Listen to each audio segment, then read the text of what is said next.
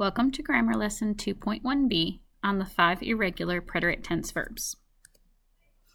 So again, we need to reiterate what the preterite tense is, because in Spanish there are two ways to express the past. You can use either the preterite or the imperfect.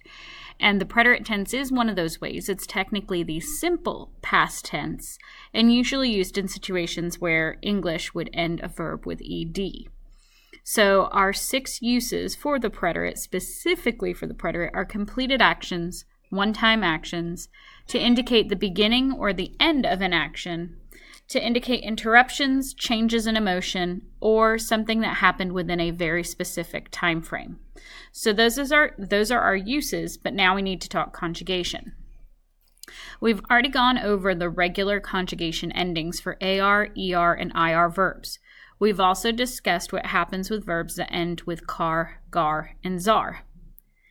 So now we're going to move on to 5 verbs that are completely irregular. They hold no pattern, they don't have common endings, they don't even have accent marks. Ser and ir happen to be the first 2. And what's unique about ser and ir is they both conjugate identically. So it's really context-based how you're going to be able to tell these two apart.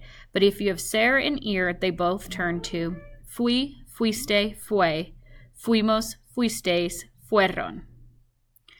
Ver and dar are the other 2 irregulars, and they are pretty unique in that they are almost carbon copies of each other, just one with a V, the other with a D. Ver doesn't look too off the beaten track from our normal endings. Vi, viste, vio, vimos, vistes, vieron. But what makes it irregular is the fact that it has no accent marks. Dar, on the other hand, even though it looks like a carbon copy of ver, it is irregular because it's an AR verb that is taking on ER-IR endings. So it becomes di, diste, dio, dimos, distes, dieron. So ver and dar are almost identical, except for the V and the D is the only difference between the two and no accent marks.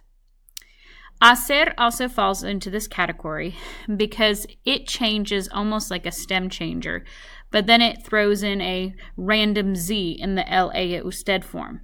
So the conjugations for hacer are hice, hiciste, hizo, hicimos, hicistes, hicieron. Now, pure and simple, these verbs have to be memorized. There's no other way of sharing commonalities and figuring out how to conjugate them except to memorize them. Now let's see what you've learned. See you in class.